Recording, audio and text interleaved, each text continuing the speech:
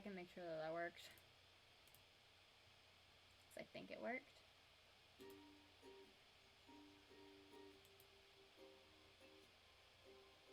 I think it worked.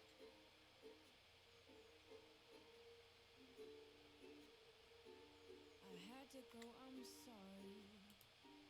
I hope you understand. Say I'm live, and what does it say? I'm live with. Yes, perfect. It did the thing. Fuck yeah. So I'm gonna set out of those. I can't complete you, baby. Find solace in your Let me just And I hate to leave you feeling all alone. But your story cannot start until you grow. You can find how to be okay. we're gonna ask Coffee what fic I should read for stream right now, and then we're gonna wait for a response. Anyways, back to vibing for now, waiting for responses. I put Discord right there so I can see it, and OBS.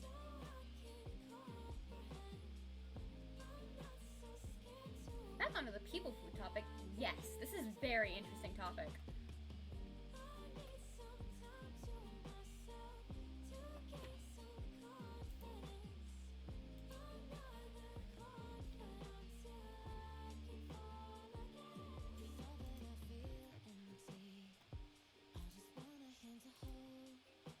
You decide what kind of meat people are made of. Okay.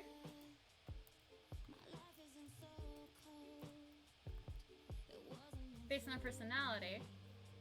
So, based on my personality, what kind of meat would I be?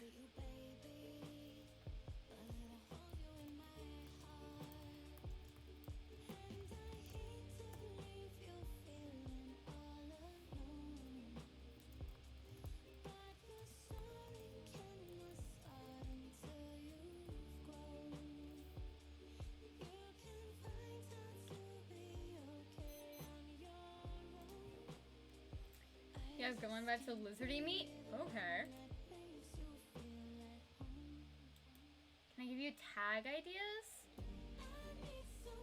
Like for the Discord thing? The little Discord story? Or for like in general? The first stringy? Let me scroll back up.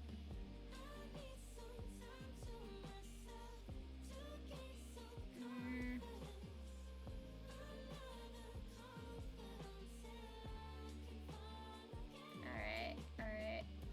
Okay.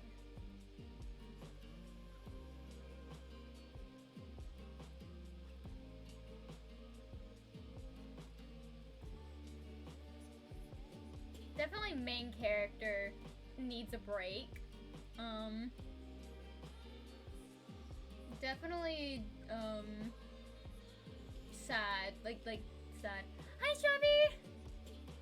We're, we finished with D&D, so now I'm like, I want to do a reading stream. So I asked Coffee, like, hey, what do you want me to read? What fics? And they just said password. So let me just look up password's entire AO3 history. AO3 account. Oh, that's not fun. I wanted fuck. Give me back, thank you. But how are you doing today? You're praying for your own stream right now? Hell yeah! Oh, let me shout you out then.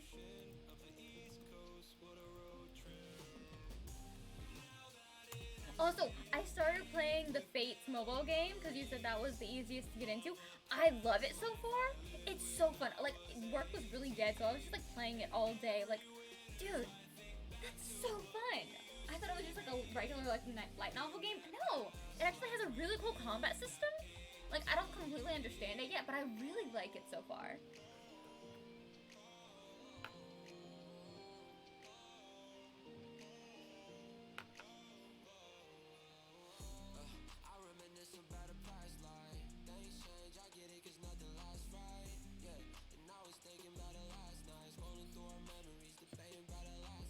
So glad you like it. Always here if you need to know. Hell yeah! Alright, let me look up house.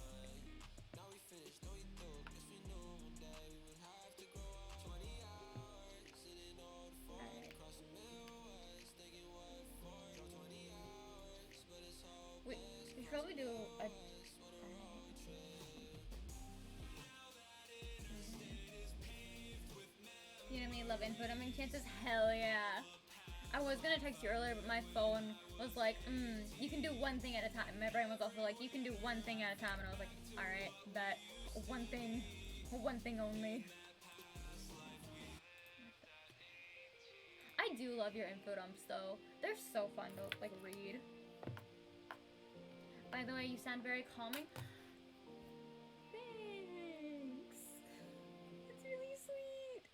I appreciate that so much. Like, I don't know how to take compliments. Thanks. Also, if you guys aren't already following Shrubby, go follow Shrubby. They're very sweet. Very comfy vibes. That is the goal. That is the goal. I think my vibes are feral comfy. Bob, would you guys say that's like accurate? You're not that, right?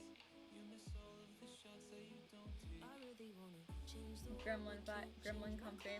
Comfy gremlin.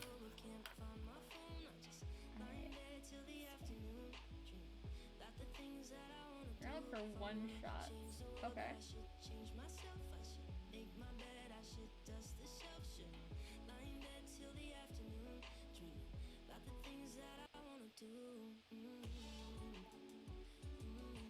Gonna be doing a more stream. Oh hell yeah! Very comfy gremlin. That's me. Comfy gremlin. Gremlin comp.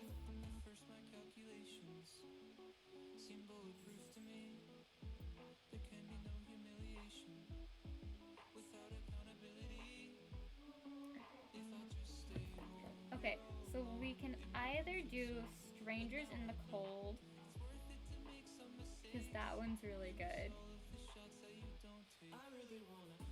or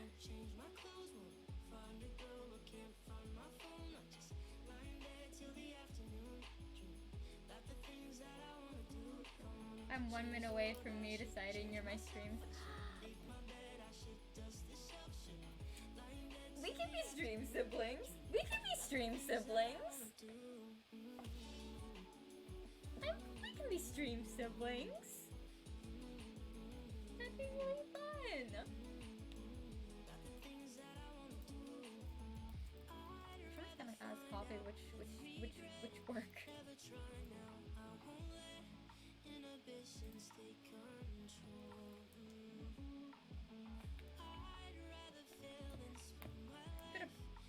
Slash serious behind the stream sibling. I've taken the decision out of your hands. We are stream siblings now. That's the choice is gone. Like that, we just are now. Definitely gonna be linking you during No, I'll just pop into your chat. Stream duo. Actually, how the fuck do I add people to the fucking... I'm so smart. I know so many things. I'm so good at things. There.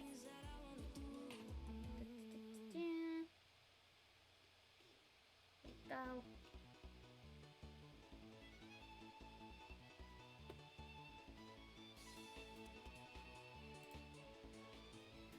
I really am. I try my best. I really do. I try to be good at things. Oh, it's gonna be a creator dashboard. You'll still be here in chat. You set up stream and get snacks. Fuck yeah.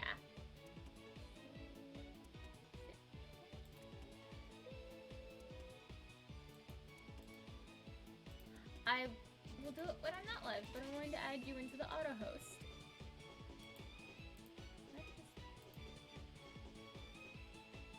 Why did that add twice? Love tell Chad to bring snacks and plushies for horror nights.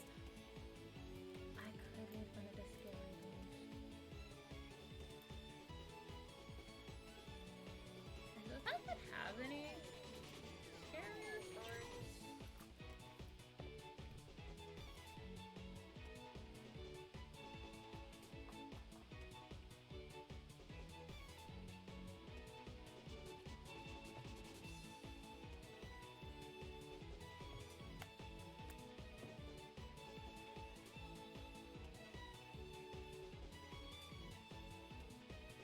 maybe into more about Fire Emblem Three Houses. Alright, okay.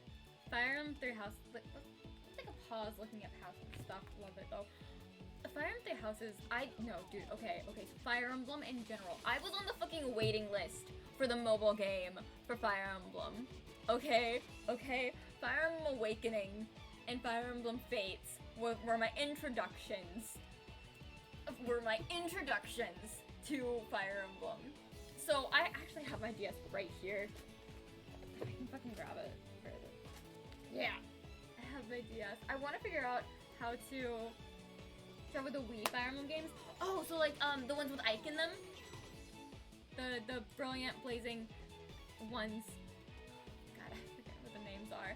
I've never played the Wii ones. I've just played the ones on the DS and the Switch. Okay, did you see the news? Did you see the news for Fire Emblem 3 Hopes? I screamed. I'm screaming. I'm crying and never going to. Yes! Dude, fucking Dimitri! I love him so much. And also, they fixed Edelgard's entire outfit vibe, her hair. I love her. I love her so much. They did her dirty in her time skip outfit and hair. It was awful. It was so bad. It wasn't good. It was bad. It wasn't good. They changed it. It looks so good now. Looks so good. Looks as cool as it should have. Oh, God, I fucking love Fire Emblem. I have so many hours in Awakening, Fates, and Three Houses. Like, I think one of my saves in Three Houses, when I first got the game, had... Like, I hadn't even hit the time skip, and I still had, like, I think it was 107 hours? That was fun. Still hardest for Claude. Claude is such a good character. I think you love to know you're gonna be streaming Switch games and you forget it. Fuck yes! Dude, that's awesome. I have a Switch Lite, so I can't stream, I can't stream my Switch because it doesn't have, like, the right cord. I wish it did, though, because I would be streaming so much Fire Emblem. Like, that's all I would be streaming. Like, I would just be talking as it's going. God, I love Fire Emblem. It's so good. It's so good. Along with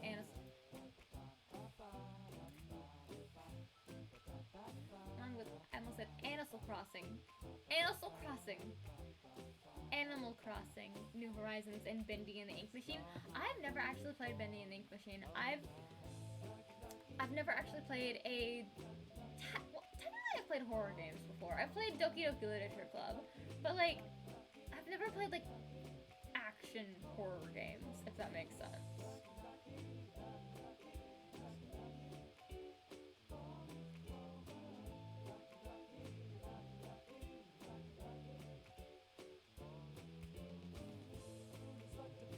Be your first experience with the game.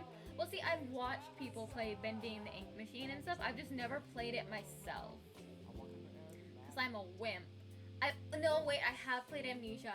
I haven't finished it. And I keep saying I'm going to. But I'm a liar. I'm a little liar. I'm a little stinker with that. I don't want to play it. My shoulders were tense for 3 days afterwards. You have brain rot over the game, so it's in your infodump journal? Oh, hell yeah. Hell yeah. Dude, I don't have an infodump journal, I just have a doodle journal, and it just has all of my D&D characters. It's great, though.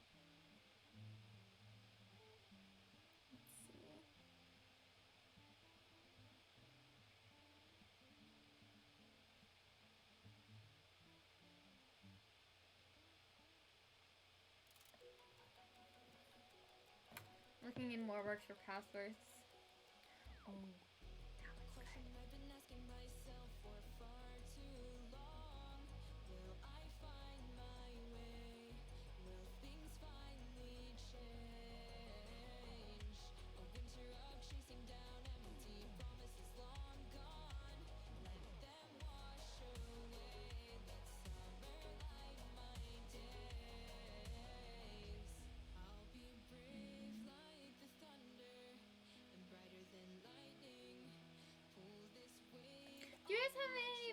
your favorite passwords fixed? Because I could probably read one of those. You have a D&D info dump journal. Want to do a D&D session? Don't have anyone. Well, I have been thinking of like off stream DMing like a one shot or something if enough people are interested in like any one server. So if you want, I could DM it if you wanted to play a character you have in mind. So I've been thinking about that for a while. Like I miss DMing. But like I don't want to DM an entire like campaign. I just like cute little one-shot sessions. Like I just, you know, a little fun goofy time. Just a little silly goofy mood, you know? I love D&D. I love it so much. It's so nice. But yeah, if you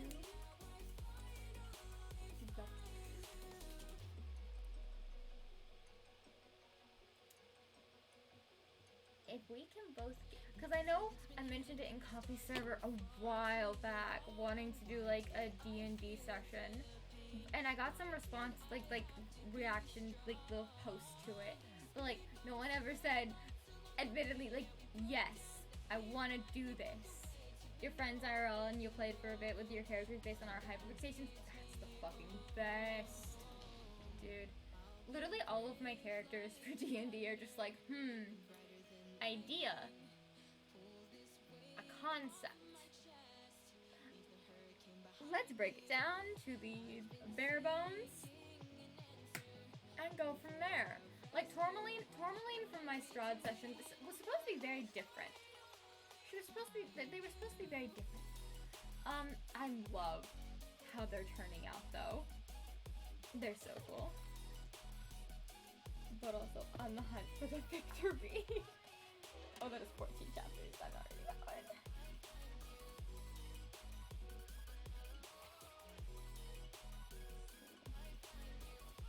You were Tommy, but he's Ace Arrow Bard. Yes.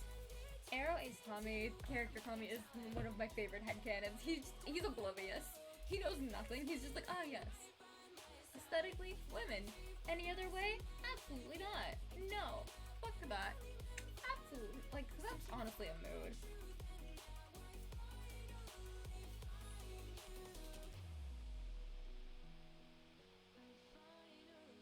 I don't know.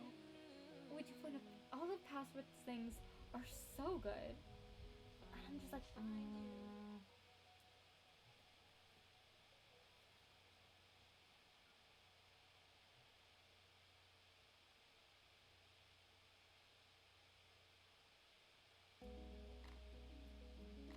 I don't think I've actually read that one.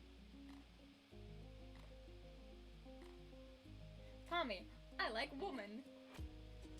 The campaign. No, you don't.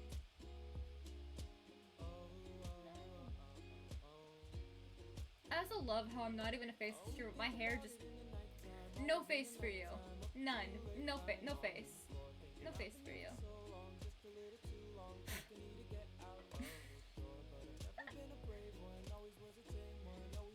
So we have two options. We have two options because they're both one shots. We can either read. Alright, we'll do a poll. We'll do a poll.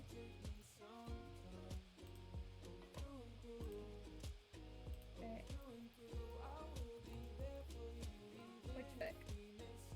There's title, string. That's not I spell strangers. Fuck.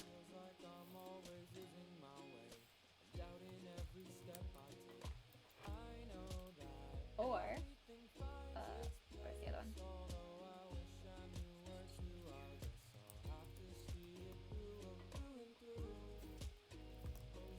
Second one, I have not read yet.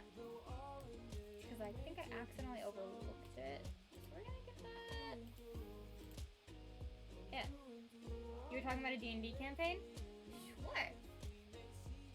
The whole campaign was on Myoji, like person who was Rambo. Okay. Yeah.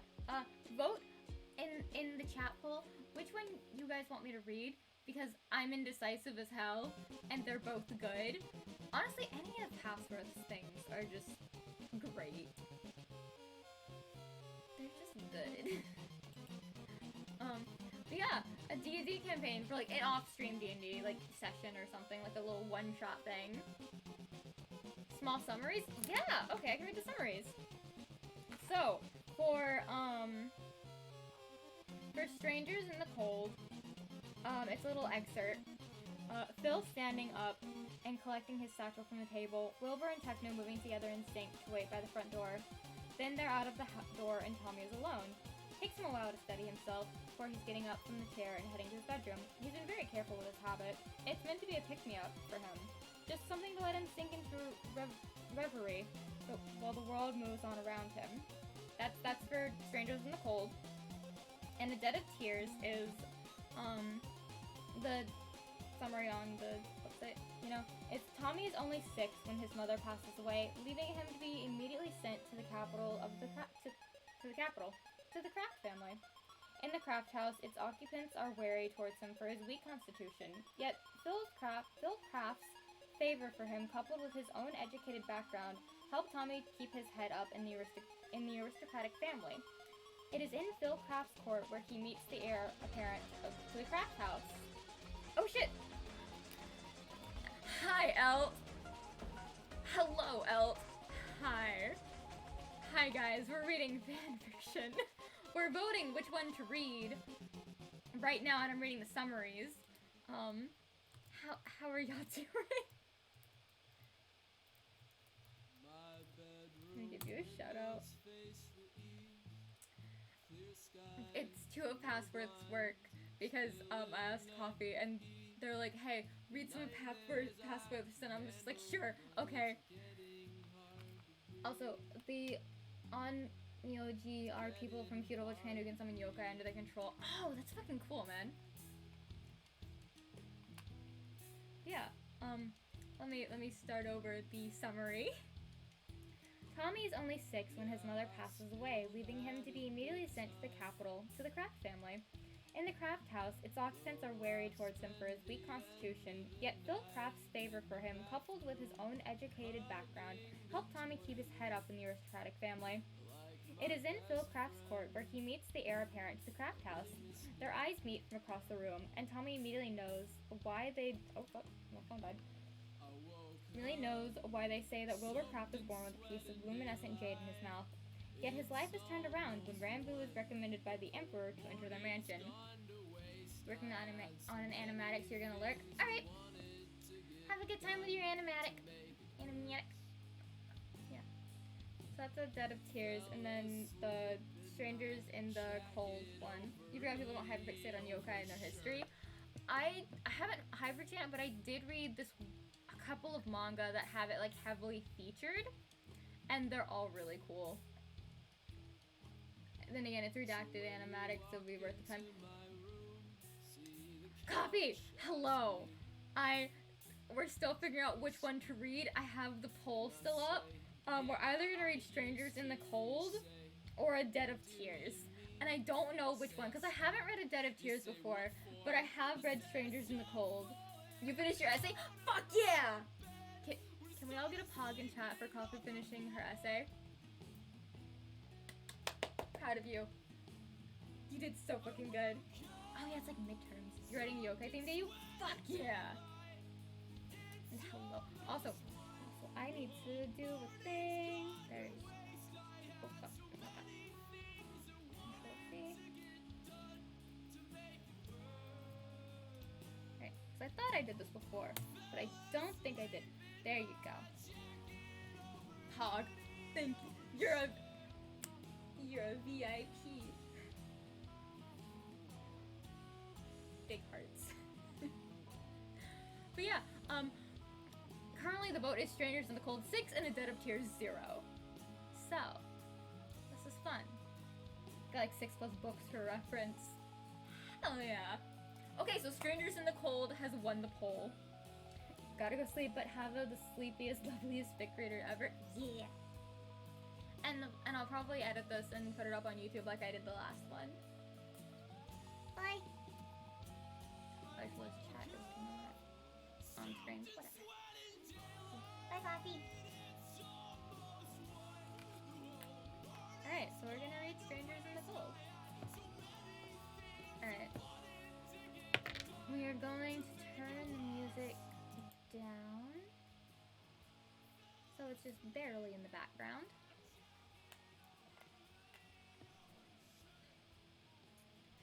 They're sitting in Techno's cabin, chatting amicably while the fireplace roars and snow falls gently by the window. You're starting stream now, so you'll be here. Bye, Shrubby! And you'll send it the password. Cool. Cool. Alright. Alright, now I'm not gonna look at chat anymore unless I'm trying to get my bearings, because this is very good. Alright.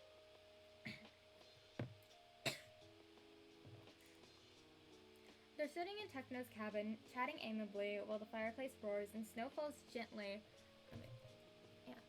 Snow falls gently by the window. It's warm in here, even with the large sweater wrapped around his body. Tommy somehow feels cold. Well, not the kind of cold that just pricks your skin or makes you shiver once every now and then, but the kind of cold that's more akin to a chill set deeply into your bones.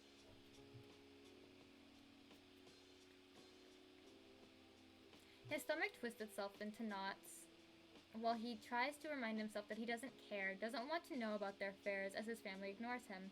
Tommy doesn't have to care, because he knows they've long given up on loving him. But he can't help listening attentively despite his mind screaming at him to numb himself. It's Wilbur's sweater encasing him in warmth. Wilbur has started feeling cold ever since he was revived. It's easy to imagine that perhaps in all of his viciousness and madness, the Wilbur in Pogtopia still loved him. In Pogtopia, Tommy was his soldier and his brother, his steady presence in an otherwise unstable time. But when you're revived, you go cold, and Tommy knows more than enough about that. Tommy, Phil addresses him out of the blue. Do you have any plans today? Yeah, I was thinking of maybe seeing Sam today. Puffy told me that I should try talking things out with him. He answers, sinking into his armchair and focusing on Phil while Techno and Wilbur's gazes turn sharp with the mention of Sam. He knows immediately what's coming next. Why? Phil frowns, his large rings brushing the ground as he shifts closer towards Tommy. He's seated on the carpeted floor, right in front of the coffee table, with while Techno and Wilbur are sitting on the sofa opposite Tommy. The door is to his far right behind that sofa, so making a run for it might be a good decision. He knows they like a good chase. It's meant to help me recover, he says, the last word carefully, stressing it with all enough force and a touch of uncertainty. Sam still scares me, though, he adds, just to get them going. If Sam scares you, then you shouldn't go, Techno drawls. What's the point? Just stay out of his way when you walk around the server. Puffy says that it's important to confront people when needed. Puffy told you this. Puffy says that, for the love of Prime, will you stop going on about her? Is she even licensed to conduct therapy? Wilbur huffs. It's a noise full of irritation, a clear sign that Tommy should reel it in now before his general annoyingness pisses them off. He's something like an investment. Knows, as one consumes a product, marginal utility derived from that product begins to decline with every additional unit consumed, and once the marginal utility is zero, the consumer stops consuming. He can't afford for a family to stop consuming because the threat of dream finding him is one that hangs heavy over his head like an anvil, so he stays quiet while Phil speaks over Wilbur. Why don't you go another day? His pseudo-father suggests. Why? Tommy replies, wary. It's important for him to understand their intentions. The three are quiet for a while before Wilbur answers him. It'd be nice to have someone to watch the house while we're out. We have syndicate business today. Syndicate business is code for family time for them. You know, without Tommy, like with Rambo or Nikki or whatever. Watch the house means stay at home, where they can be sure he won't be running off to find another people in his life. Truthfully, they're using each other, but only Tommy knows that. He thinks that his family likes to pretend that it's all real. Protecting him from Dream isn't conditional. However, Tommy will swear up and down that when the time comes, he'll betray them before they can betray him. He did it once with Techno, when his brother was willing to hand him over to Dream for a favor. He would do it again. Even if it's something he doesn't want to leave this Even if something in him doesn't want to leave this fragile family. His heart twists, but he shoves that longing aside. It's important for him to know his place. Yeah, sure. I'll visit Sam another day then, he replies, bringing his knees up onto the chair to hug himself for warmth. But he doesn't promise not to see Sam at all, because because the teasing idea of Tommy seeking solace in Sam's presence is his leverage over them. As long as they feel threatened by the thought of him willingly walking away to find a different family, they would keep him in sight, under their protection, where Dream wouldn't be able to get him. And when they're gone for the syndicate business, Tommy will have the house to himself. It's okay, because he has a way of coping with crippling loneliness, a tiny habit he had picked up ever since Poctopia. He knows he's ruining his body, but he reckons that dying 3 times does the kind of damage that can't be beat by a few harmful substances. He can't help it, with the taste of nicotine reminds him of the Wilbur that loved him. It's the only kind of love he's ever known and ever deserved.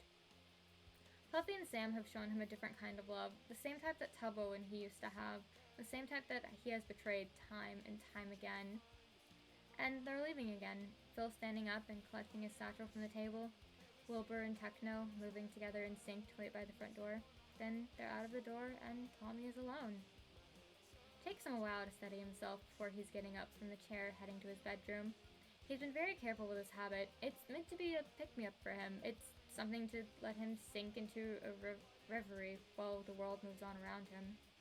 Sinking to his knees, he feels around for the loose floorboard that he is well acquainted with at this point. The wood is a welcome texture against his skin, all rough and sandpaperish. As he pulls the board away, it reveals a pack of cigarettes that he got from Quackity.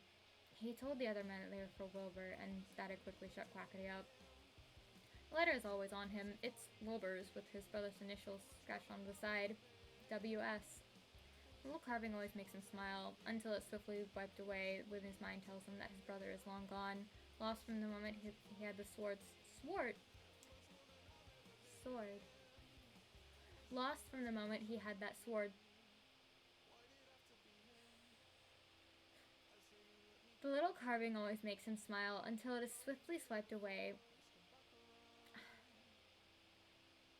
I'm gonna fight this paragraph.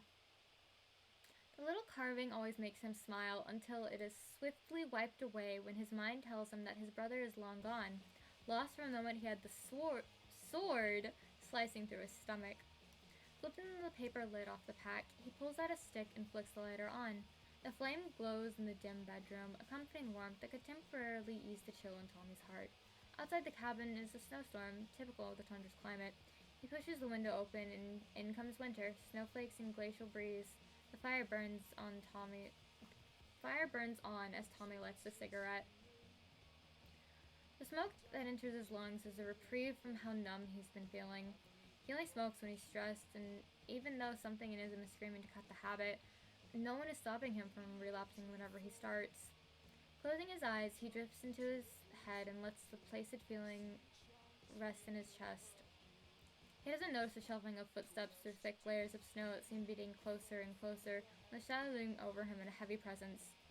So that's where the cigarette butts are coming from, Phil remarked, his wings gently shaking out the snow as he rests his forearms on the windowsill. Tommy is frozen, cigarette still in his hand while the bitter nicotine stains his insides. There's the sound of the door clicking open and the thud of footsteps soon follow. He doesn't have the courage to turn around and face his older brothers. The acrid scent of smoke mixes with the fresh wind that blows past his father's figure and into the room. The jig is up, and he doesn't know what to do, except for the one thing that he was particularly good at during exile. I'm sorry, he starts, a shaky tone that develops into a full-on rambling as he says his apologies. I couldn't help it, and I've been trying to cut the habit, but I can't stop. I don't know why, and it just helps me relax. It's not hurting you all anyway, so I thought it was okay, but I should have been upfront about it, and Tommy... Phil cuts him off, face full of disappointment. Where's your stash? Wilbur used to smoke too. There's always a stash. He doesn't attempt to lie. Under one of the floorboards. One of his brothers begins to look around behind him, prying at each floorboard until they can find the one he's referring to. Any more? His father is thorough as ever, raising an expectant eyebrow. It must be the experience of raising Wilbur, who hasn't had a smoke ever since his revival due to being under Phil's watchful eye. There's a pack underneath my bed. Wilbur himself looks for it, crouching and looking underneath the bed, and eventually finding it, lifting the mattress up. Techno likes to make sure that the area around the cabin is clean, and recently he's been finding cigarette butts every time he returns home. It's strange, because they're never out there on days that Wilbur's around, and he had assumed that they were from Wilbur. Phil states, leaving the story unfinished, but he keeps his gaze level with Tommy's. Tommy doesn't try to defend himself. What is there to defend? Because Wilbur fills in the blank for him. And we were horrified to find out that perhaps it was our youngest that had been smoking in our very home whenever we were away. His brother sneers. Tommy doesn't get to see his face, or Techno's, but he doesn't want to. From Techno's silence and Wilbur's tone, he reckons their expressions could be twisted in hatred. He feels dirty, as if he's truly ruined their impression of him this time. He's a traitor that they keep around because they can't stand the idea of him finding a new family. He's theirs, but they're not his. However, when your possession ends up being filthy, it's time to discard it. It's embarrassing how the panic rears its head in his chest over the fact that he got to be alone. It's embarrassing how the panic rears its head in his chest over the fact that he's going to be alone against Dream. Wilbur likes Dream. Techno has plans to break him out, and Phil doesn't care at all. Now that they're throwing him away, he'll be found and killed over and over and over again until Dream himself gets bored of him. His breaths come quicker as his hands drop the cigarette to the ground. Fuck. Usually in times like this, he'd go for a smoke, but his hands feel too shaky to grip anything properly, and Phil is still looking at him like that, and Wilbur and Techno are waiting as well. There's a silence that he's meant to fill with his begging, but he can't when terror chokes his throat like a clogged pipe. Techno is the one who approaches him, resting his hands on Tommy's shoulders. He commands, breathe, slowly, in and out. The heavy weight on his shoulders is grounding, but the way that Phil is looking at him is messing with his head. Phil looks sad. So sad, as Tommy is caught up in his panic. Maybe it's disappointment that he has to let Tommy go. Sorry, he pauses again, his voice raspy with shame and rising sorrow. He isn't allowed to be upset that he can't be with his family anymore. They don't love him back, and by clinging on to them, they need to let him go. He's being troublesome. What are you sorry for, Toms? Wilbur asks, sitting on the bed with his hands clasped over his knees. He's hunched over, brown curls obscuring his eyes from Tommy. He sounds stiff, probably the angriest out of all of them. Techno rubs comforting circles into his shoulders, and Tommy is confused. He's getting mixed signals from all of them. Techno shouldn't be comforting him. Phil shouldn't be looking sad, and Wilbur shouldn't keep being so quiet, yet when previously he would be lashing out and yelling. I'm sorry for smoking behind your backs. I should have been upfront about it, but I wasn't. I'll do better next time, he replies hollowly. There will be no next time. They're letting him go, and they won't lift a finger when Dream comes. There won't be a next time, Phil confirms for him. Then he confuses Tommy again. We'll be taking all of that, his father gestures to the cigarettes, away. I don't give a shit about what Puffy told us about giving you space, because for now onwards, you're not allowed to be unsupervised by at least one of us, mate. Huh? I don't mind voluntarily watching him all day, Techno mumbles, his arms wrapping around Tommy's shoulders and resting on his chest, while Techno places his chin on Tommy's head. Huffing, Wilbur injects, of course you don't. But Phil, if Techno gets to skip on his usual work, then so do I. Still puzzled by the situation, Tommy allowed a tiny bit of hope to blossom, and he says, So, you're keeping me? His voice is small, louder than it used to be, but with enough uncertainty that it draws a frown from Phil. What do you mean, keeping you? Tommy can feel the steady rhythm of Techno's heart right behind him, and he unconsciously relaxes into his brother's hold. As in, you're not throwing me away?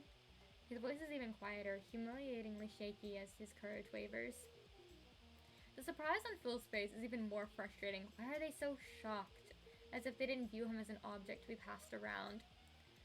Dear child, what makes you think we were going to throw you away? Phil exclaims. The way he's still standing outside of the window is something comical, but Tommy can't even laugh when he's just so fucking confused. I thought you guys would give me back to Dream once you get bored of me, Tommy mutters, eyebrows pulling up together as he stares back at Phil. Wilbur scowls. What? His brother says. In the world is going on in that head of yours? Why would we be giving you away to Dream, of all people? But you like Dream. Tommy lashes on to Wilbur's second question. It's easier to protest against compared to explaining what exactly has been going on in his head. How does he explain to them that they don't love him and that he's being realistic and using them in order to keep himself safe? I liked Dream. Past tense. We've been trying to find a way to kill Dream. Why would we hand him to you? Wilbur is raising his voice now on the verge of yelling. It sparks something angry and upset in Tommy that doesn't even hear the line about killing Dream, and soon he finds him shouting too, "Because you don't even care about me. I'm just something you guys keep around because you can't bear to see me find a new family." "Then why would we give you to Dream?" Wilbur yells back, standing up with his fist clenched and repeating himself like a broken record. You can have a thing that you don't really use or don't really like. When someone else takes it, that's when you get pissed off. Tommy snarls, his face burning from all the emotions that are running through him. He's angry, confused, and he's ashamed of admitting it all out loud. And I'm that thing. Phil and Techno are watching them in silence. Phil looks as confused as Tommy feels, and Techno isn't moving at all, and Wilbur looks heartbroken. "I love you," his brother says, his voice cracking through the syllables of love. It's wavering, hesitant as he meets Tommy's eyes, but there's a sense of resolution in those words that his brother is trying so hard to convey to him. "I love you." Tommy is at a loss. "How can you love me?" is what he wants to say, but Wilbur, for how cold he has been ever since he was revived, burns so brightly at this moment that Tommy cannot find the shame to say those words aloud. "I love you" shouldn't sound like a fact. They're Tommy and Wilbur and brothers, and Wilbur loves him. "You're not a thing, Theseus," Techno says from behind him, his voice quiet. All Tommy can hear is the beat of his own heart, with heavy breathing coupled with Wilbur's and Techno's steady voice. "I can't imagine why you'd even think that." And Tommy cries, because when he looks at Phil again, his father is trembling ever so slightly, his wings tucked closely behind his body as his lips part in order to form words that he cannot find the strength to say. And Tommy cries because he thinks that those words are "I love you," and he's been wrong this entire time. So horribly and brilliantly wrong. So Techno confirms it for him, leaning down and declaring it right into his ear, stronger than Phil or Wilbur could have managed in that moment. "I love you so much, more than you could ever imagine."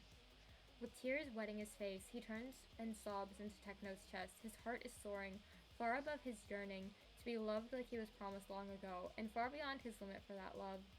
He doesn't dare to count how many seconds he takes to cry into his brother's shirt. He doesn't dare to collect the evidence of how many tricks of courage he could even muster to let himself feel, and damn it, Phil's still at that fucking window. "I didn't know that," Tommy warbles. "You never said it." "Puppy told us to give you space, so we thought it was best to leave you alone," Phil answers, taking a deep breath. "We didn't want to overwhelm you, so we focused on getting rid of Dream instead." "I thought you just didn't like me," he whispers, and Wilbur's always so mean. "I was angry," his brother mumbles, taking his seat on the bed again. "I was pissed at Dream and everyone telling me to give you space because you're going through a lot, and I just missed you so much." Wilbur's face crumples, twisting in grief and want. "I want to be there for you. I want to be around you. I just want to hug you and never let you go, but I'm supposed to give you space." He spits out that last word resentfully. "Oh." Tommy breathes and fresh tears are stinging his eyes again. Techno chuffs comfortingly in an attempt to soothe him in an open wound, tender and vulnerable to their bitter confessions. He bleeds in hopeful exhales and really soaks tears. "I'm sorry that we've hurt you," Phil says, bringing his hands together while snow continues to pile on the windowsill. It used to be cold, and the fighting chill from the world outside just to make it worse, but his heart is ablaze now. "I love you so much, Tommy. You mean so much to me. You're ours." Techno guides him to the bed, and they sit together with Wilbur, who generally takes Tommy's hands, and Tommy squeezes his brother's hand back to tell him, "I know." Phil finally gets into the house, and when they're all in Tommy's bedroom, he doesn't think he has any need to cry anymore. Not when he's so undeniably loved. Tucked into Wilbur's side, he finds solace in the rumble of Techno's chest, Phil's soothing humming. Wilbur is the one who leans in, whispers into his ear, "I'll never let you go. Not to Dream, not to anyone else." Even with his whispering, Techno's sharp hearing catches it, and Tommy's other brother scoffs in reply, We won't let you go. And don't think we've forgotten about the smoking thing." "Right, that," Phil sighs. "You're not allowed to be without supervision anymore. Clearly giving you space was the wrong idea, since it only gave you the opportunity to hurt yourself." can't imagine why you pick up smoking. Wilbur looks down, his eyes flicking to the cigarette that was dropping to the ground, and Tommy knows that he knows. Shame on you, Toms, for everything we didn't love you, his father continues, frowning while Techno wraps an arm around Tommy's waist. Don't even think about stepping out of the house from now onwards, Techno mumbles, resting his head on Tommy's shoulders. Not that Wilbur would even give you a chance, but you'll be here, safe from Dream or anyone else who could ever hurt you. Because you have us. You're ours, not like an object. You're our youngest. With his family so close by, his heart feels as if it's blooming in color flowers that can only scream of love. In contrast, he's unable to admit that he loves them too. How do you tell your family that you were wrong and that you're so bloody happy that you were wrong about them, that you are loved despite everything you had thought, undeniably and unequivocally so? Oh, Tommy realizes, I've just put it into words. Yet, as he looks the way Phil watches him so tenderly, the way Techno was just leaning against him without saying anything, the way Wilbur grips his hand so tightly as if he's afraid Tommy will disappear and slip from his grasp, he thinks, maybe words aren't needed to express how love runs like water, trickling from their hands and easily sleeping into each other's hearts. And that was the fic by Passworth. The title is Strangers in the Cold by Passworth, not mine. Their work is wonderful. What else do you guys want me to read? Do you guys have any fics you want me to read? As long as they're one-shots. I can't read chapter fics yet. There's so many chapters. There's only so much time in the day that I have.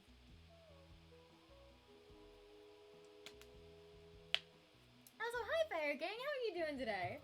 It's been a while, I think. I've had a very busy couple of weeks. But yeah, did you guys like that? Was it a good listen? My good background noise?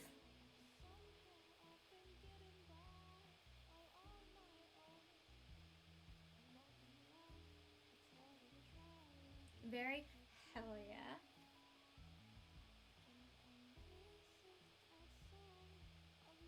Actually, I might just ask,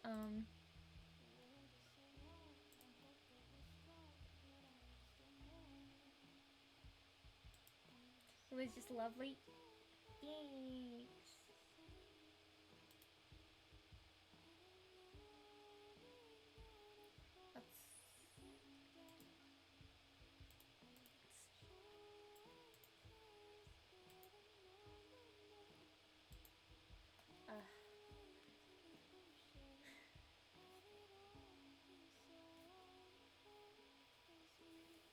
I don't know what else to do now because I want to read more. Cause like I'm not tired. It's only like 12:44, and I drank so much energy drink today, and I did nothing. And I'm just like, my. So, do you guys have any authors? Oh, actually, wait. Well, actually, I can ask the Discord server that has authors in it. Let me just. Hey, any authors? What channel would I put that on? Actually.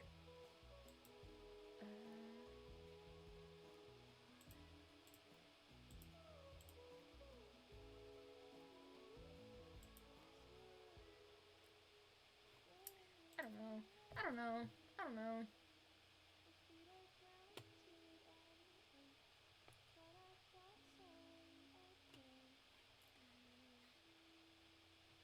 Cause like, I don't know. You're a second away from sending you this one shot I wrote.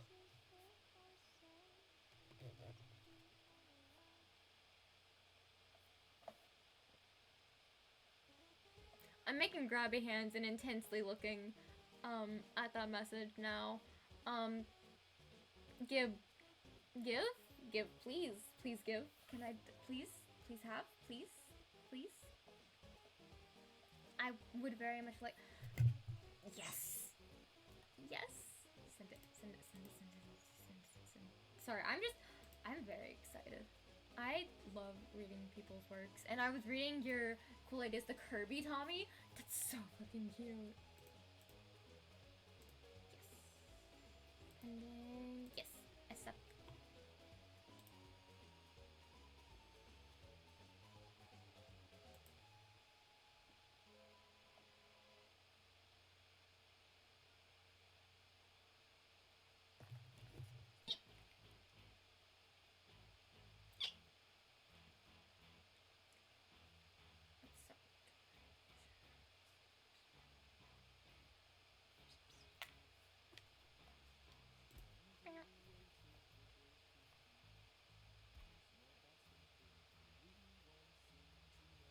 Hell yeah.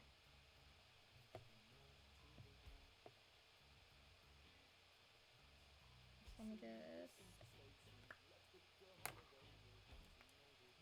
Might not be that good, but it'll work, right? Yeah, dude. Your stuff is good. I'll bully you, affectionately bully you until you believe your work is good.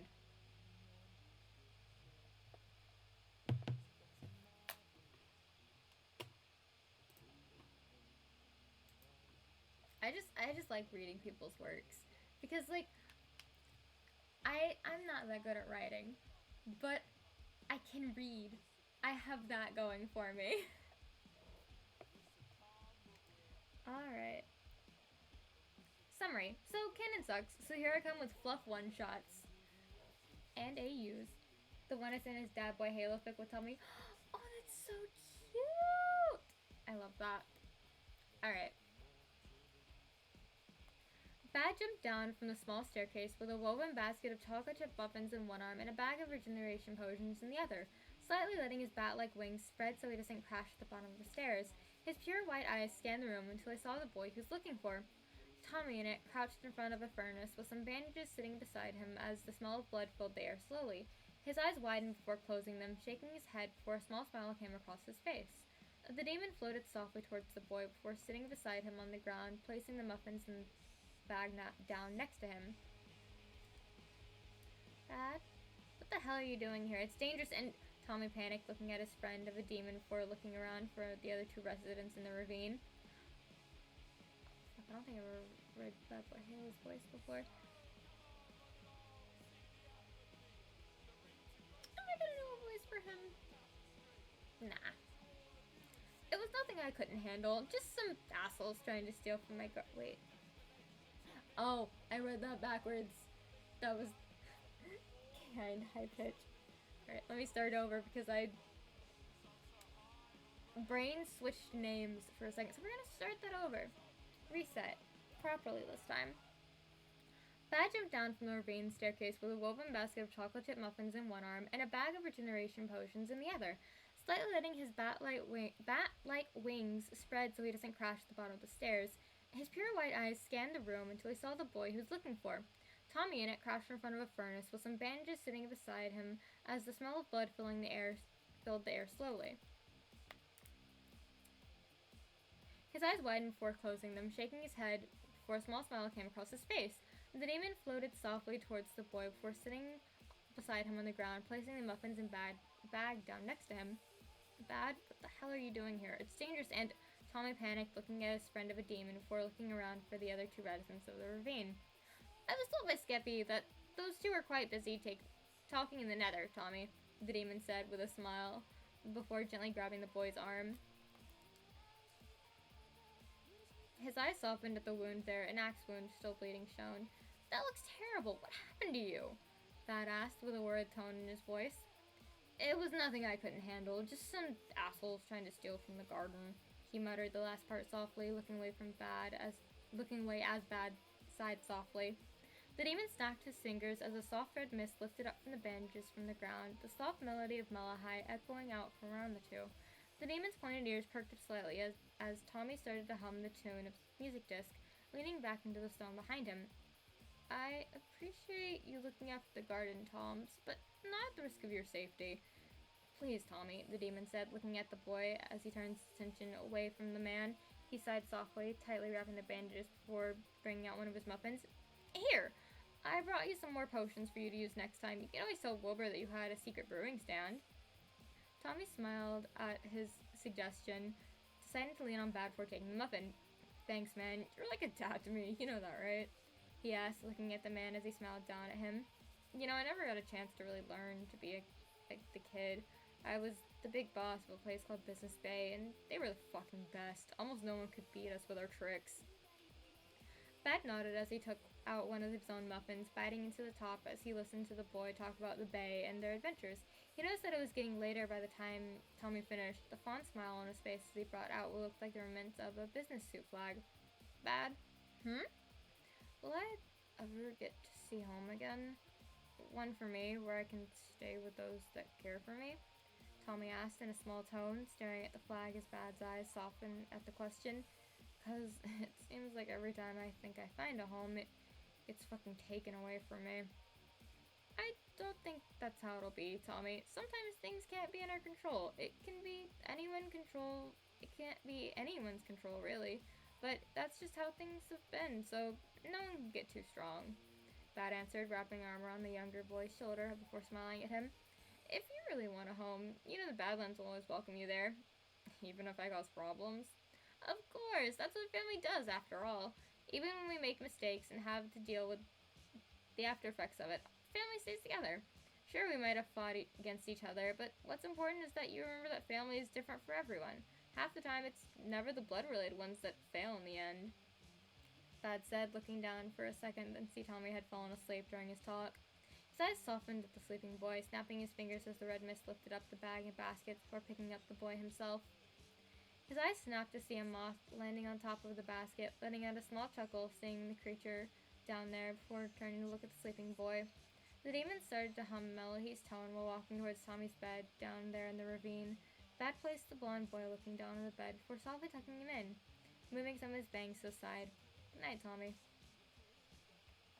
Going to take a sip of water because of words and the vocal cords.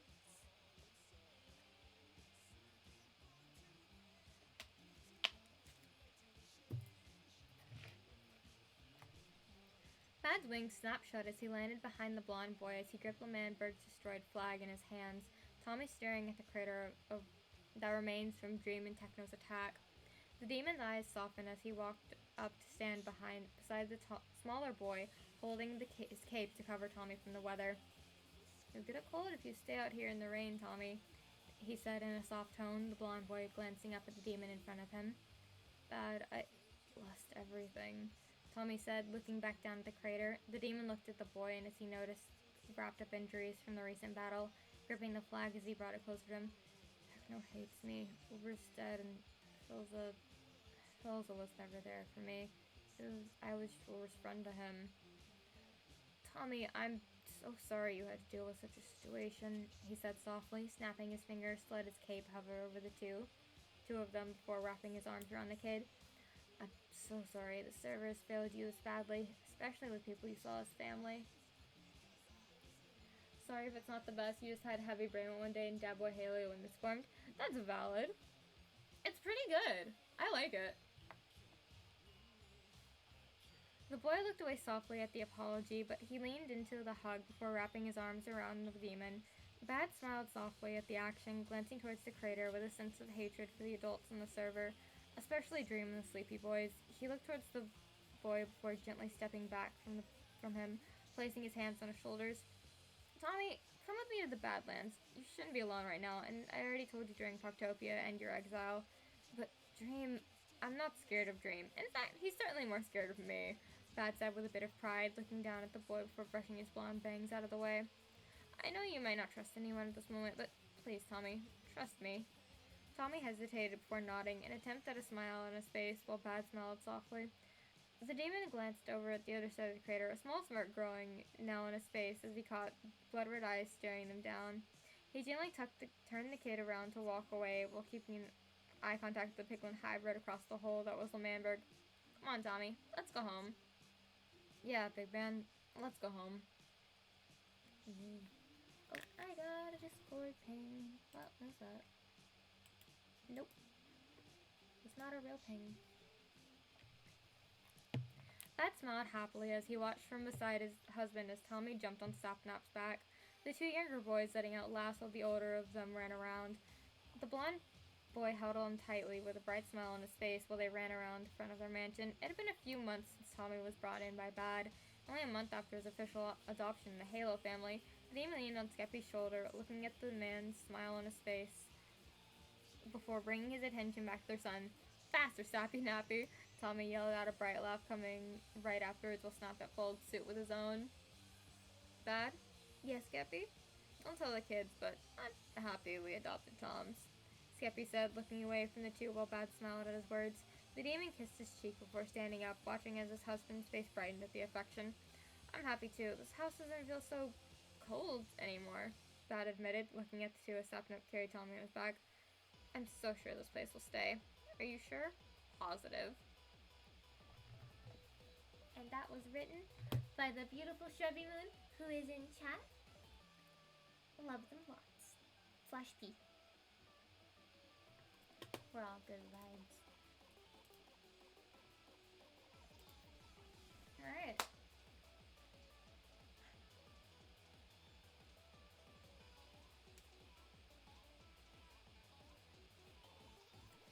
It was the first time someone read something you actually wrote from. Oh, hell yeah! Fuck yeah. It's really good. It's very soft.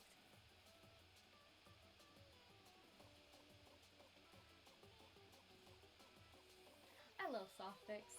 They're so nice. I also like angst, but like also fluff. Fluff. Fluff fics, my beloveds.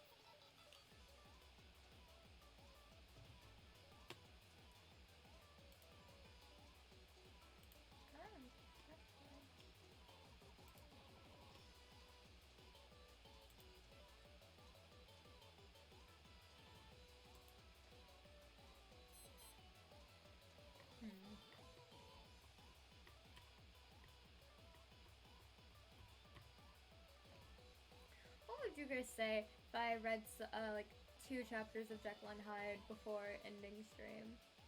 Or like if you guys have any other fics you want me to read that are one-shots. Asterisks that are one-shots. Chapter fics. I don't have the vocal cords for that.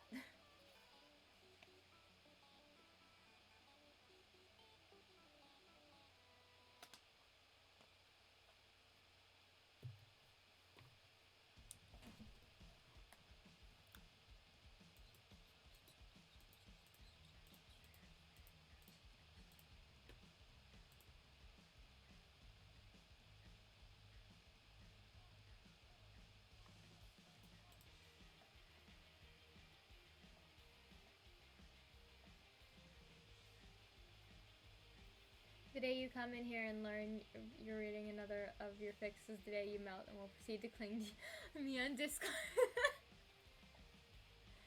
Well, I mean, I did just subscribe to your AO3, so. But also, I'm always scared you'll have a koala latched onto you. You know, that's not too bad. I like cuddles. Cuddles are nice. Speaking of cuddles, would you like to see the Minecraft plush that I have? Except you're a fox. I have 2 Minecraft plush. This is for, okay, I'm doing a bit now. This is for a bit. So it'll kind of be like this.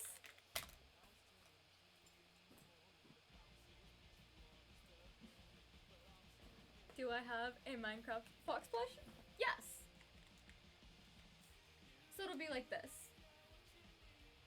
This is what's going to happen.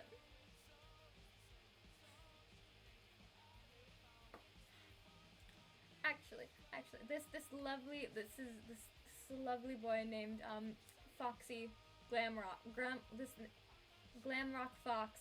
I need to make a little crown for him, but a stand-in. It's a metaphysical stand-in representation for you.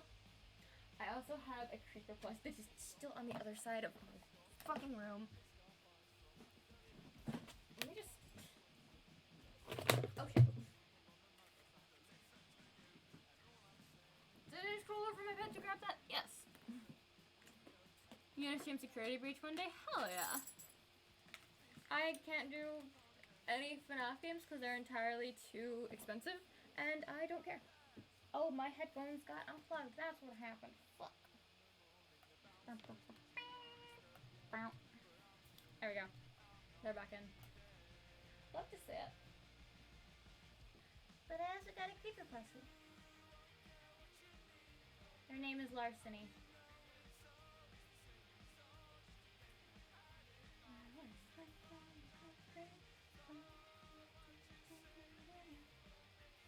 What if I just had Larceny in front of the camera for the entire time that I do my fic reading streams from now on?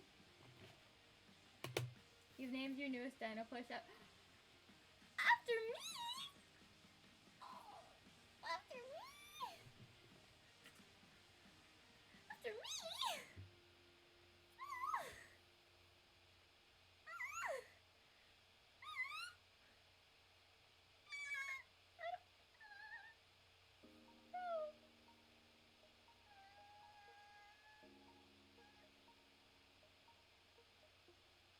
That's really sweet. That's really sweet. Oh my god.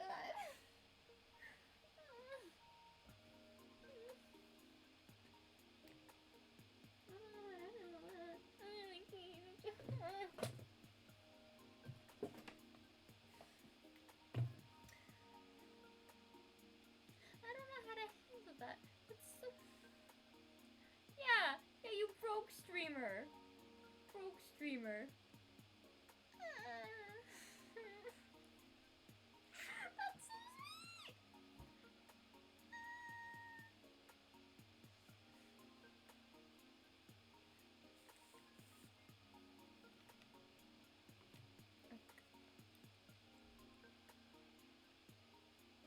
Oh god, it's 1 a.m. Where does the time go? Watch out, next thing might be a playlist.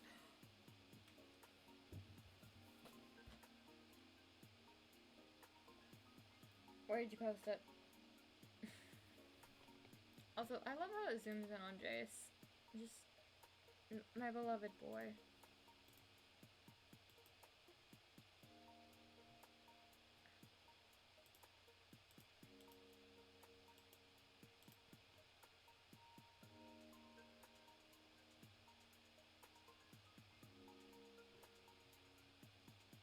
You also got tracked in midway. Anyhow, send you a link to Discord. Send. I am making grabby hands. Wait, no, I can actually make grabby hands. Give it. Where the fuck is your thing? Where? We've chatted recently. Where is it? Where? There you are.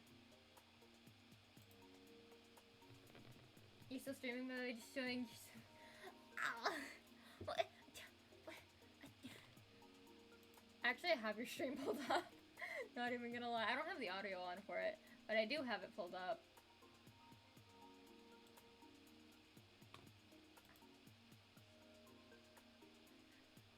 The reason Discord glitches. Hell yeah.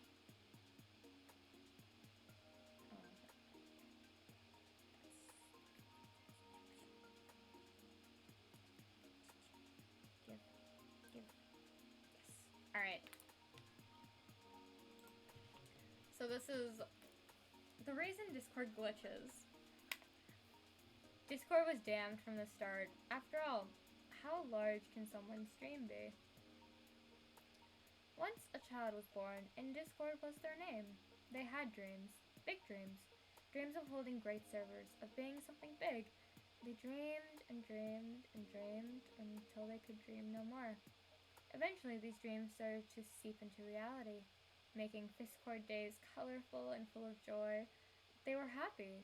They had all they had ever wanted. But it wasn't enough, and they thought to themselves, what if we dream more? And so they did.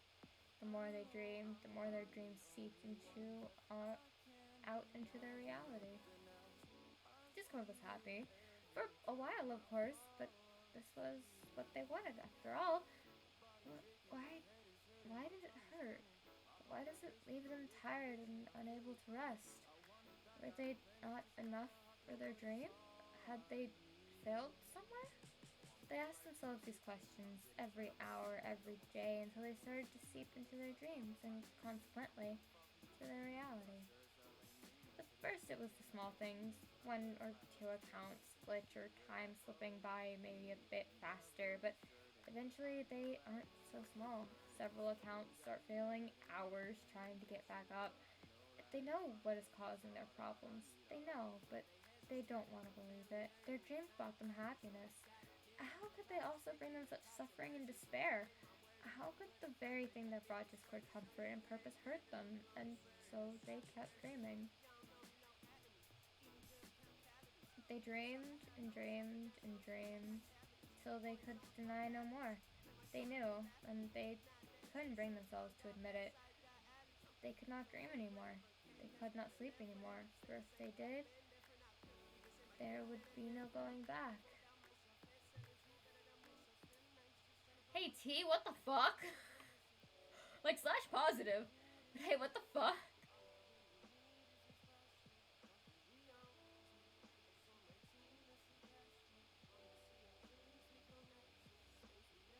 Yeah, that's valid. Just... Okay, so, this is completely off topic. But, like, I feel like the regular classic emoticon smiles, they're all different. Like, to facial expressions. Like, that one is just... It's very, like, mischievous smirk. The regular, like, colon,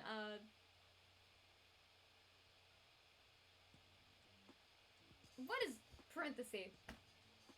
Like, the colon parenthesis one is just, like, regular smile.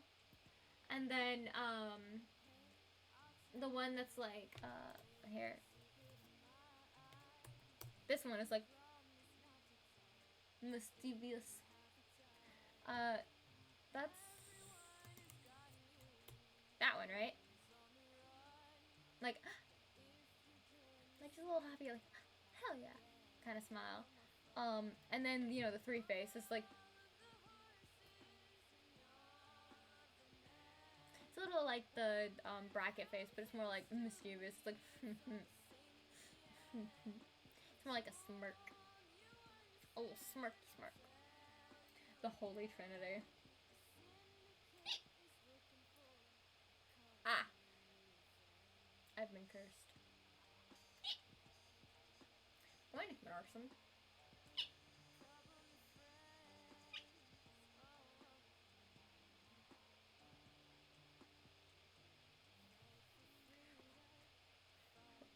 Let me, oh god, I think I still have.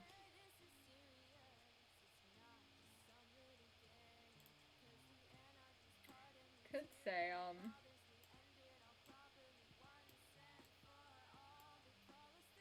you can make a religion out of this.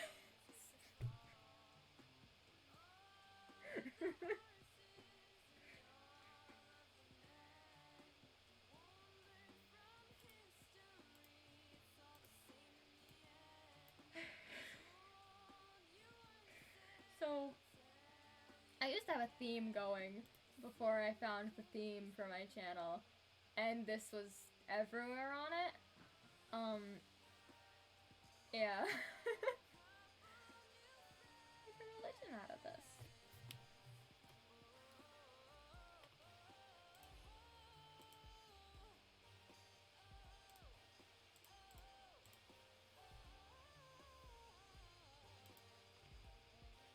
The smile religion. That's just dream stands. Let's be real. Let's be real. The smile religion, that's just dream stands. Or, alternatively, those guys from, Mob Psycho 100. Or you as a sibling in the server. That is true. You do use a lot of emoticons. That is very true. But lots of smiley faces. You're always so positive. It's so sweet. Let's see.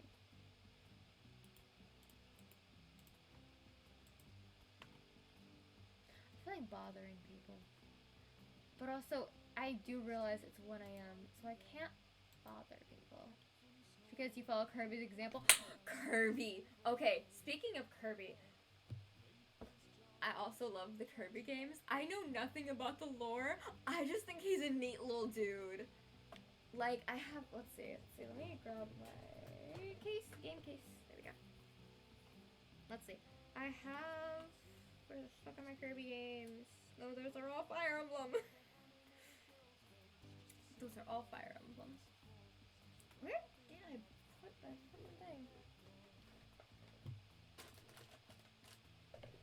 Well, I have like all of the DS games for Kirby. Is the end goal of that statement. Cause I just like the game. Actually, is Kirby in there? It's either Kirby or Fire Emblem Awakening that's in here.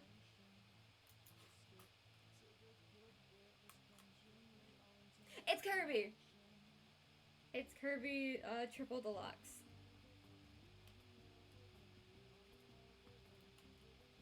You too.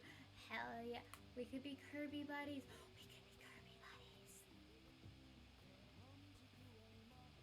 We could be Kirby buds. I wanted to say something earlier when you were talking about Kirby in chat, but I was like, I don't know nothing about the lore, so I'm not going to say anything. Yeah, I saw you info dumping and I was like, I would like to converse, but I don't know shit about the lore. Kirby Duo, that's our duo name. Fuck yeah. Kirby Duo. I like that. Hello, Jason.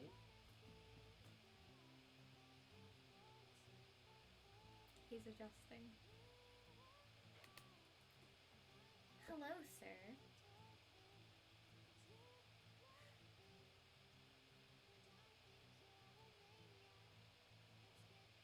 Hello.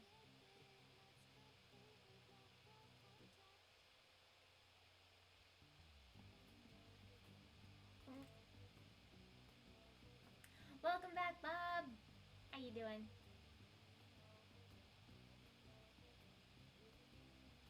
We are just vibing. Alright, what are y'all's favorite childhood games? Time to announce in the server, you guys? Oh, I can do that. Yeah. Where do names? No, Jace, don't leave me, please. My boy, my sweet baby boy, my sweet baby boy, my sweet baby kitty boy. Hi. Hello, sir.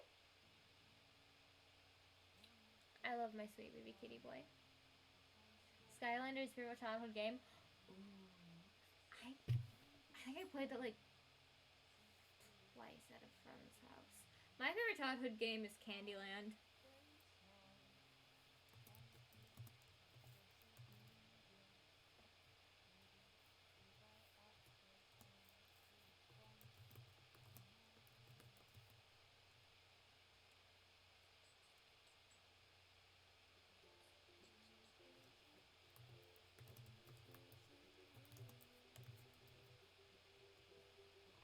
I spelled duo wrong, but that's fine.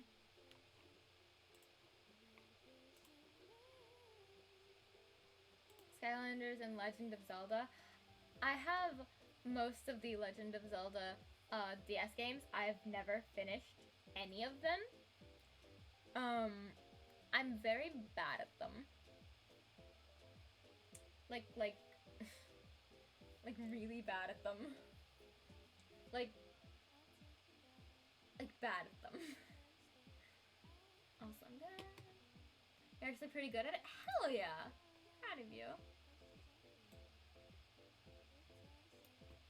I'm also gonna change the name of stream to Sleepy Time Stream. Everything to do is keep up with the lore and the timelines. No, absolutely not. I could never. I guess I did because I can't keep up with the Legend of Zelda timeline and lore. Other things, on the other hand, like Homestuck, where I got my background from, is 100% where I got that shit. You're still a child, and so far it's Sky, Children of the Night, Call of Duty, both on mobile, of course. You don't have a working computer. That's valid. That's valid.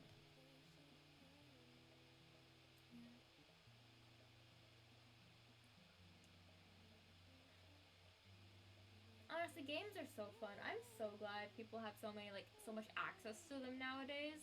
because like it's so fun being like visually and auditorily stimulated at the same time. Like sounds and things moving in front of your eyes. The best combination is when you can interact with it. It's so good for your brain. Like yes, some of them are like bad and can give you like bad habits and stuff, especially in the communities and stuff. It's just like, alright.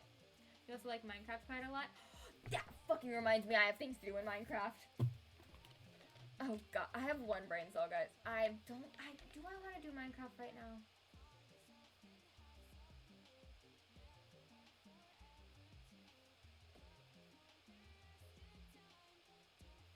No, I don't want to do Minecraft things right now.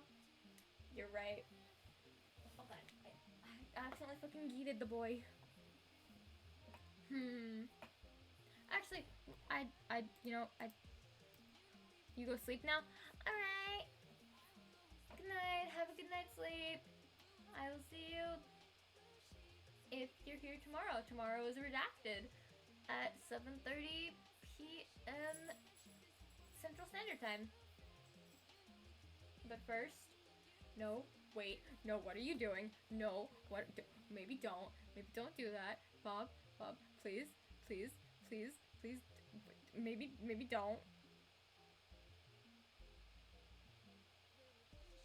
Unless it's just to say goodnight. Unless you're gaslight gatekeep girl bossing me and just you nice little funny joke, like you're just saying goodnight. It's fine. It's fine. I'll cry. Bob, do the thing I think you can do, I'll cry. But if not, I won't cry. Probably. But also your favorite game is probably Fire Emblem Three Houses and Wizard 101. That's valid. That's valid. I never got to play Wizard 101. I wasn't allowed to. I played Pop Tropica instead. Like, just a lot of Pop Tropica.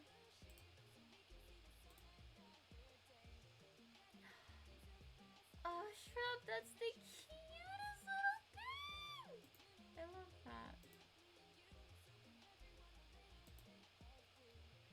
Oh, you played it in school? That is valid. You don't know what it is, but don't. Well, see, Bob always like donates me money, and I appreciate it from the bottom of my heart. But also,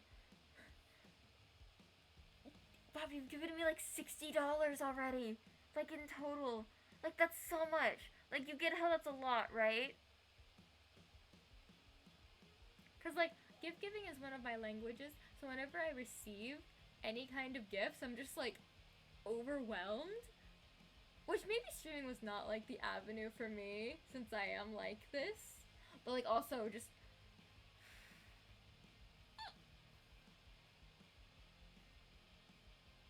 no! T, the betrayal.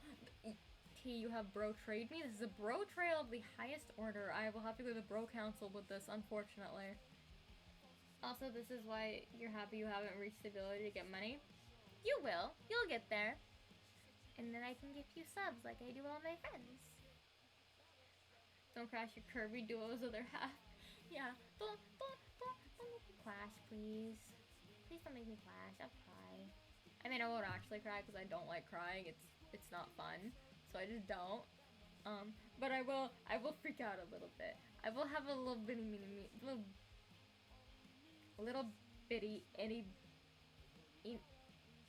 what the fuck was I trying to say?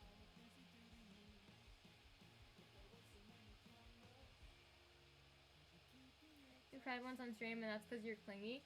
That is so valid. That is so valid. I go a week without seeing my best friend and I'm just chomping. It's actually so funny. So when we moved to where we are now, my roommate and best friend had to stay back at the place we're moving from, which is 6 hours away, to finish like cleaning up our old apartment and like making sure everything was, ready. And I had to come down here and make sure everything was like, ready to go. We all had everything set, all of that. And then she came back down here and picked me up on the way to a Florida vacation with her family. And like we're in the car she's like filming a nice little video. She sticks her hand out. I grab her hand and bite it.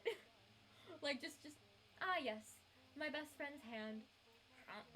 And she's like, she got it on camera, and she's like, what did you do? I'm like, I just missed you a lot, and I love you a lot, and chomp happened, and I haven't stopped since. I show my friends affection by biting them, and it's lovely, because my lovely friend and cousin Chris, he's the monochrome person in D&D, is the same way. And so we'll just like, we'll go over to each other's house and just like hand each other our hands and just like bite this side of it. Just like, yeah. And kind of just sit like that for a while. Like, it's what we used to do as kids too, until we got yelled at. You cried many times on screen because you grew attachments to your Minecraft pets who you had met minutes before, and either they died or almost died is the reason you have been dead against Creeper's stream. Ah. You take care of dogs, so when someone bites you, you just start patting them until they either fall asleep or melt. That is so... No, literally. Bree, my beloved roommate, love them to death. Love them so much. I've known them for like 14, 15, 16, 17, 18, 19, 20, 21, 22... 9 years coming up. Like, they'll just scritch. They'll give me scritches, and I will just... brain will turn completely off. Just completely off. And your dog sitter? Oh, fuck yeah. Dude, dogs... Okay, I'm gonna be completely honest. Dogs scare me. Dogs scare me. Not to, like, a debilitating amount, but they definitely scare me. Like, I try to love them, though. Like, okay, so the thing is, if the dog is little, I am more scared of it than if it's big. Because bigger dogs, their body language is a lot easier to read. But, like, little dogs, I don't know shit about little dogs, man. I grew up around fucking Rhodesian Ridgebacks and, like, big old labs. I don't... What the fuck is a chihuahua? That's a rat, that's not a dog! See, here's the thing. I'm valid on that. Thank you. Bob.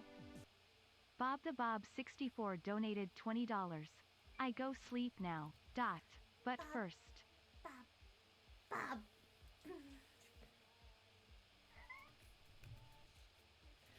Bob, thank you so much.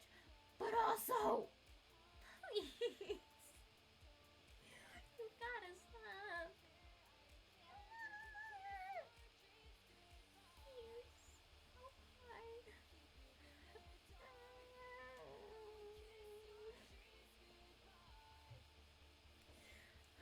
Bob. Every time you do this, I break a little more, and I'm just...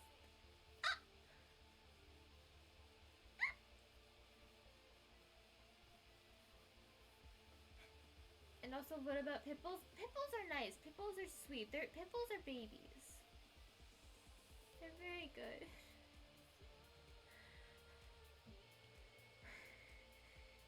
You do. Slash affectionate. You cause mental distress. I never know how to react. I never know how to handle it. Because, like, that is, like, okay, so the reason it gets to me on a cycle, you guys are gonna get my psychoanalysis of myself. Like, the reason it gets to me is because that is, like, a concrete representation of you guys liking what I'm making and liking what I'm doing when I am just sitting here, man. I am just vibing.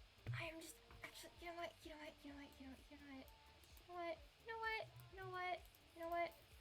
How many of these can I do? We're finding out. Oh, fuck. I fucked it up.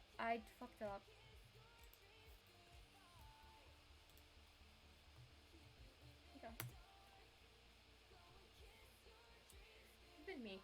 $80 goddamn dollars at this point, Bob. You're taking care of small baby dogs one day, and they always curl up on the side of your neck to warm, and because they began to think you as their parent. Oh, that's so cute!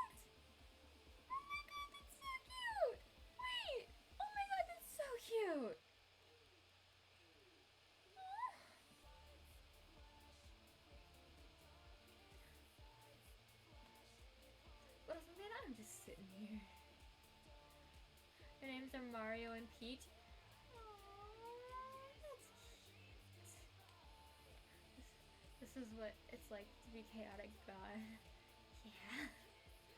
Both are super tiny, like you can hold them in your hands. That is a horrifying statement. Like, okay, let me explain that. The ability to hold a living creature in just your hands. You're tiny. That's so small.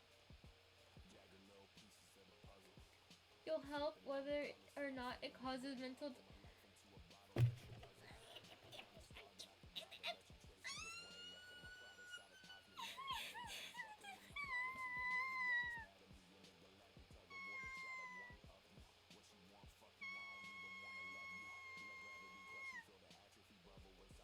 I'm just screaming now. Why do you do this? You're gonna cry the first donation you get on stream. Hey, small cat noises. Don't you bully me like this? Don't you? You said you were going to bed. You said you were going to sleep. Go to sleep. This is an affectionate threat. You're gonna get a sub and you just cry. Yeah, hey, by the way, no, for no reason in particular. No reason in particular. Whenever you hit affiliate, let me know. Just gonna go the safer route, which is Twitch emotes. As valid.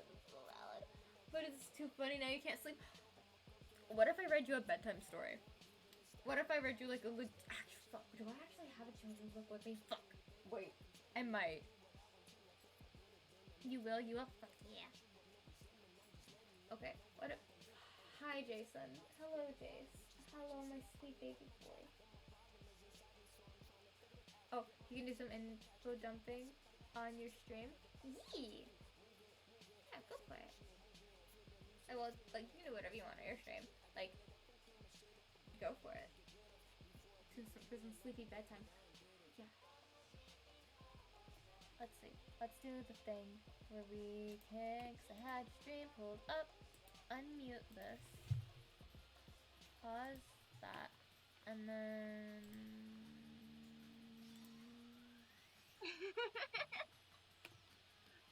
I can hear you right now. I just hope you know this. A little bit of fear.jpg. Just the tiniest bit. Hello. Hello. Hello, other chat. Oh, what There's- is info dumping? Info dumping is basically just when I just unrelease all of my information about a certain subject. There we go. We have your stream pulled up. Oh, we're playing Amori. Small Oh. warning, this is a horror game and might get a little spooky.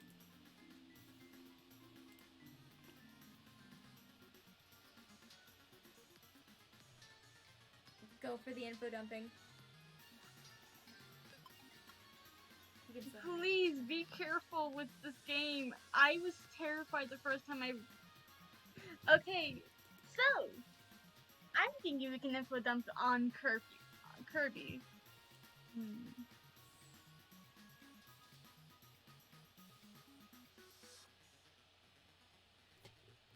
We love Kirby lore. Is there any questions you have first before I start? Any questions, please? Favorite Kirby game to do lore for? Favorite like Kirby lore.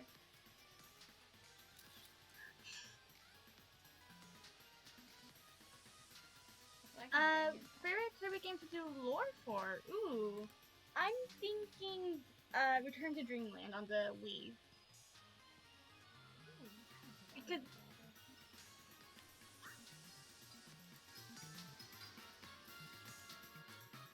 it started off showing a lot of the lore about the ancients and all of that stuff.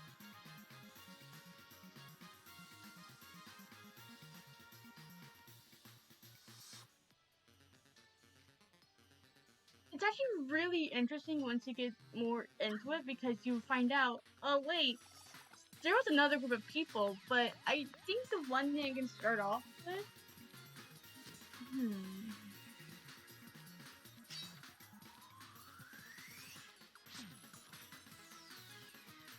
is the fact that Kirby was kind of written to be like in a way autistic because he was born 500 years before he was actually meant to be.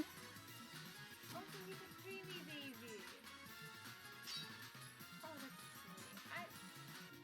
Fun fact, I was born like 3 months So ago. his brain is more of, he's not exactly thinking fully with it. Babies. Kirby babies. Affectionate.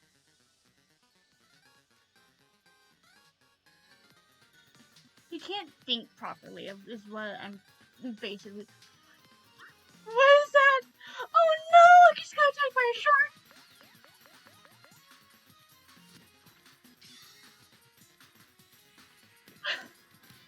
The shark's playing.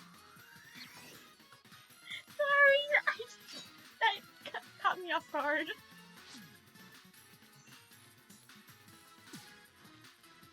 But,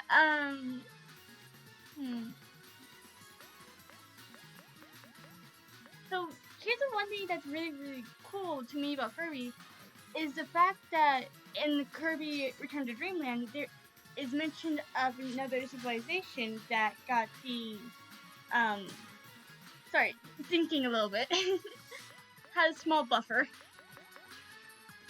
But there was a part where Megalor had mentioned that he stole a ship that was meant to be a cruiser, but it was actually supposed to be a battleship, which was mentioned a little bit ago with one of the newer games in the Return to Dreamland world. It's actually really interesting once you get more learning about it. Oh, I'm so sorry.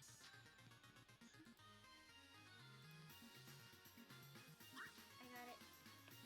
Sorry, I turned you up If lot I'm on talking- my end, so If I'm talking too loud, please tell me.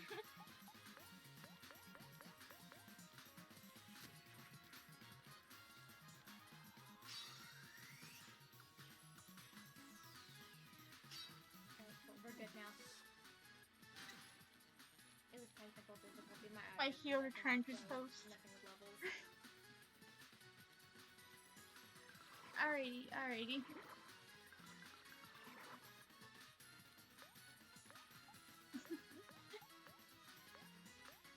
But I think one of the bigger things with the Kirby lore is the existence of dark matter and the store dark matter and marks is one thing.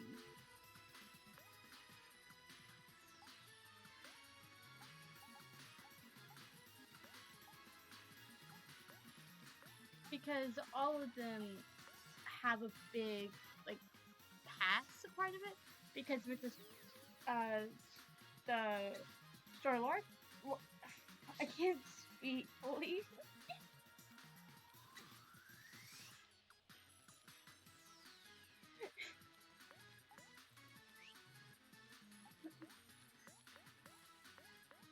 But because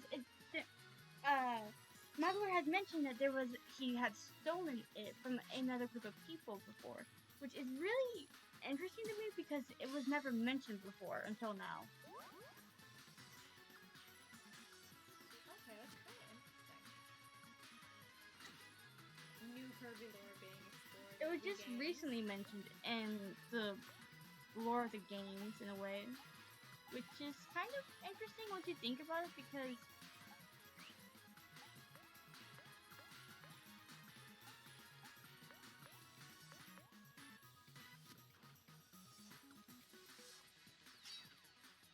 you don't think about, oh, there could be other people, but it was mentioned before in another Kirby game. I think it was Kirby 64, where we found it was mentioned in other. Yeah, it was Kirby 64.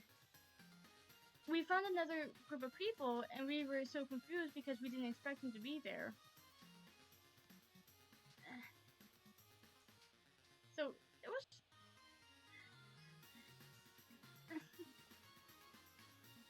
And it's also started theory that there's Earth is dead in the Kirby universe, but because there was a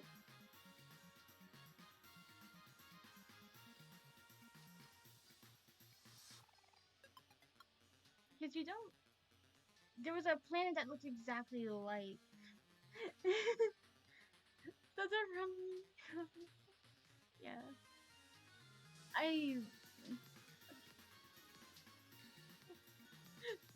I'm reading.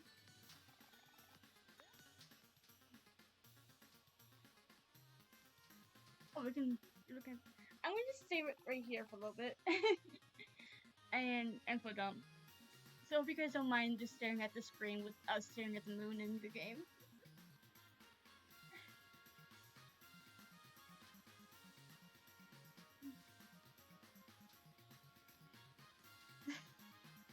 But so the one thing that really got to me with the Kirby lore is the fact that canonically half of the issues that caused Kirby to step in was because they stole his food. They stole his cake, they stole his like tomatoes. So you don't really and honestly I respect that from Kirby because me too. If someone stole my cake, I would be pissed. Stealing food is worth starting wars over.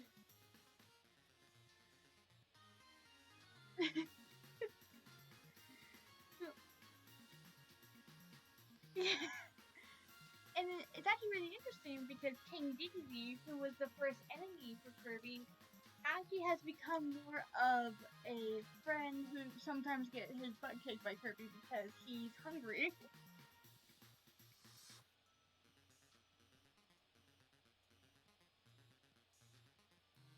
King Dedede gets beat up by a piece of chewed bubblegum, and we keep And watching it, and I love it. Meta Knight, who I said is one of my favorite characters because they remind me of two certain people.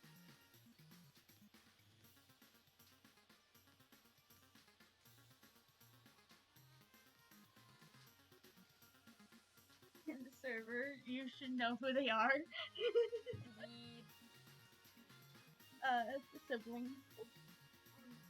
But the thing is that they try to start a war. Tech and Dream.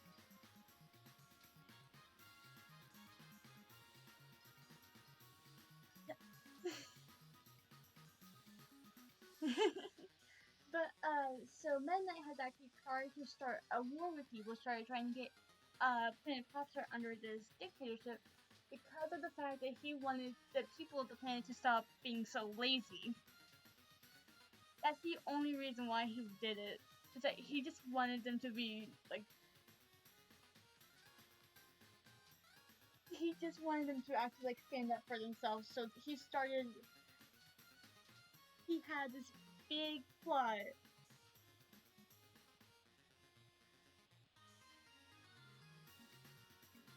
where he was going to destroy the planet if the people wasn't going to start fighting back or get off of their seats and just fight back. And Kirby just came in with a single sword and the willingness to fight.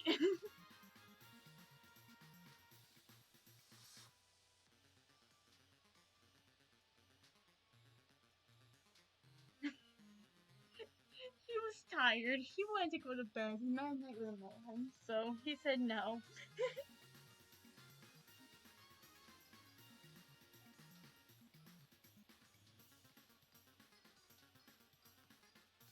But I think the one thing that was interesting with the Kirby lore is the fact that we don't really have a definitive timeline.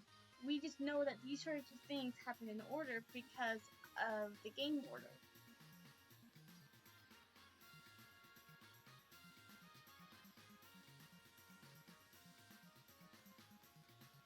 Yeah. Oh, I hope this isn't too boring because my voice doesn't seem to be very nice. So I hope everyone can understand what I'm saying. Oh, you're good. I got you. At least from my end. I'm we have Hungry Bubblegum, Hungry Clown, Hungry Alrighty. Penguin, fight that. Alrighty. Just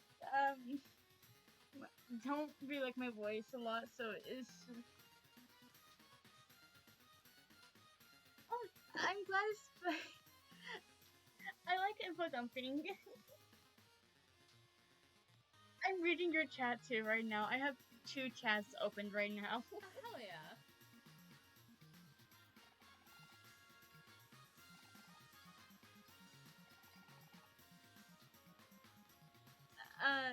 I believe they can tell you this right now. I love to info dump on just lore in general. Just if I have a topic, I will latch onto it. Honestly, mood. And T, If I have a topic and I can talk about it, I will talk about it. Usually that's a game or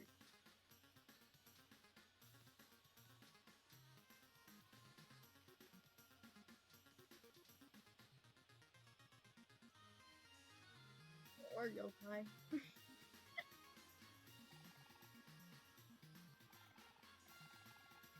Well, I hope the music isn't too loud on my stream. I can turn it down a little bit.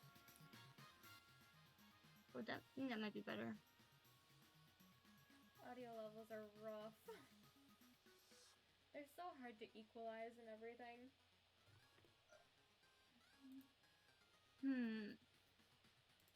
Yeah. Okay. Oh, it's Strawberry Moon here. Hello! I'm Strawberry Moon.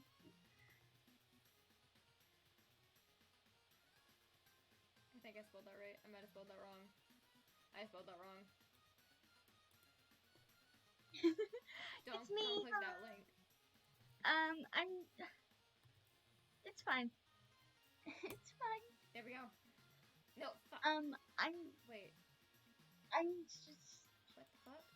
I'm just starting out streaming, and my plan is usually just to info dump while I play games.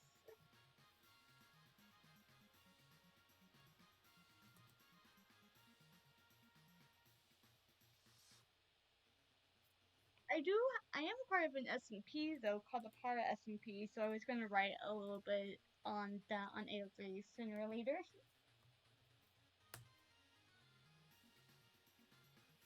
There's the right link. I don't know why I would taste like chose fruit. violence. Oh, what would I taste like then if I was a fruit? I want to know. I'm curious.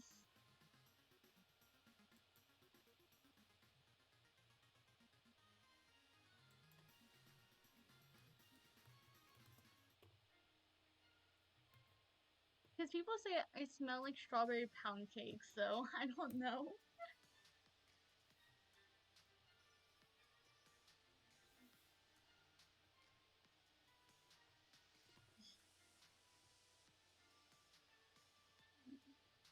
Oh yeah, change the music to something a bit more Undertale. It's my favorite one.